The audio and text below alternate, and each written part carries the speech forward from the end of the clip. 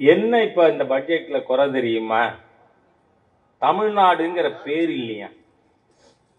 பாத்தீங்களா? இதெல்லாம் இந்த துண்டு சீட்டு எழுதுறவன் தப்பு, மாண்புமிகு முதல்வர் தப்பே இல்லை. பாவம், அவர் என்ன பண்ணுவார்? அவருக்கு சென்னை தமிழ்நாட்டில் இருக்குன்னு சொல்லி கொடுத்துருக்கணுமா இல்லையா? ஹைதராபாத் விசாகப்பட்டினம் தேசிய நெடுஞ்சாலைக்கு நிதி இருக்கா? சென்னைங்கிற பேர் இருக்கு. பெங்களூர் சென்னை நெடுஞ்சாலை பேர் இருக்கா? இருக்கு, சென்னைன்னு. அதே மாதிரியா விசாகப்பட்டினம் சென்னை நெடுஞ்சாலைக்கு பேர் இருக்கா? இருக்கு, சென்னைன்னு இருக்கு. முதலமைச்சர்கிட்ட தமிழ்நாட்டுக்கு தலைநகர் சின்னதாயான அந்த கூறு கட்டமை எழுதி கொடுக்கல. அதுதான் பிரச்சனை. இப்ப பிரச்சனை முதலமைச்சர்த்தியா இல்ல. அவர் அதனாலதான் டெல்லிக்கு போகல. 27ஆம் தேதி நீத்தி ஆயோக் கூட்டத்துக்கு இவர் ஏன் போல? அங்க போனா என்ன பேசுவார், எதுல பேசுவார், எப்படி பேசுவார்? பிரச்சனை.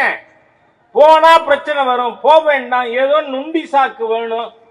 அதனால தமிழ்நாடுன்னு பேர் இல்லைன்னு. ஏண்டா கேட்கலன்னு கேட்கிறார். யாரு? நான் இல்ல, இவங்களோட மேட்ச் பிக்சிங் விளையாடிட்டு இருக்கிற ஏடிஎம்கே மந்திரி. ஆக இன்னைக்கு தமிழ்நாட்டில் ஒரு துப்புக்கெட்ட அரசாங்கம் இருக்கு. அதனால அது நொண்டி சாக்குகளை தேடி அலைகிறது. நண்பர்களே, கணக்கு தெரியாதவனெல்லாம் பார்லிமெண்ட்டுக்கு போயிருக்கான். கணக்கு தெரியாதவர் ஒருத்தர் எங்கூர் கண்டனூருக்காரர், கண்டனூர் சிதம்பரம். அவரு என்ன நினைக்கிறாரு? 99 240 விட பெரிய நம்பர்னு நினைக்கிறாரு. என்ன கஷ்டம் இந்த தேசத்துக்கு.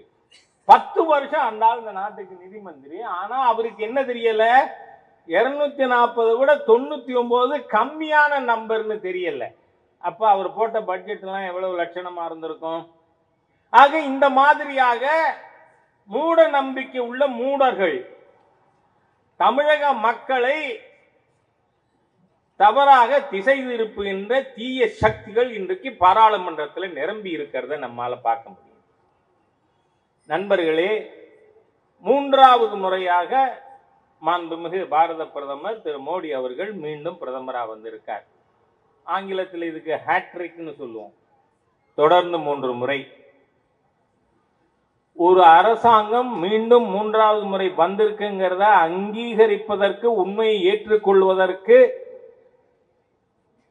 மனதில்லாத தீய சக்திகள் இன்று எதிர்கட்சியில நிரம்பி இருக்கிறார்கள்.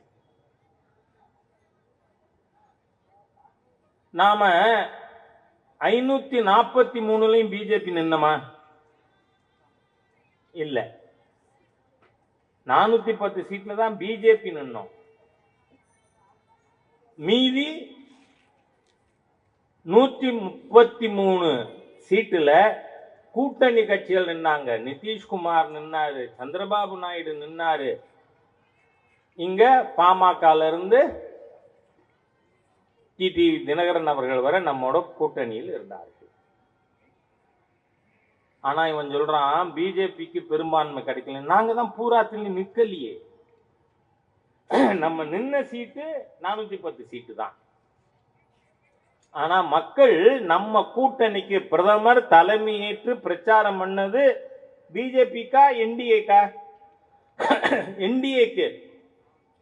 அந்த என்டிஏக்கு பெரும்பான்மை கிடைச்சிருக்கா, கிடைக்கலையா? மக்கள் கொடுத்திருக்காங்களா இல்லையா? உங்களுக்கு சொல்லி இருக்கிற இடம் என்ன? எதிர்கட்சி. நீ ஆள உனக்கு தகுதி இல்லை, அதனால ராகுல் காந்தியே எதிர்கட்சியில உட்காருன்னு தான் மக்கள் ஓட்டு போட்டிருக்காங்க. ஆனா பாவம், அதனாலதான் அவரை பப்புன்னு சொல்றாங்களா? நான் அந்த வார்த்தையெல்லாம் நம்புறது இல்லை. நான் அனாவசியமா பப்பு தான் எதிர்கட்சி தலைவர், இல்லை எதிர்கட்சி தலைவர் பப்பு வாட்னர் இருக்கார் அப்படியெல்லாம் நம்ம சொல்ல மாட்டோம். ஏன்னா பாரதிய ஜனதா கட்சி நம்ம ரொம்ப நாகரிகமா எதிர்கட்சியை நடத்துறவங்க.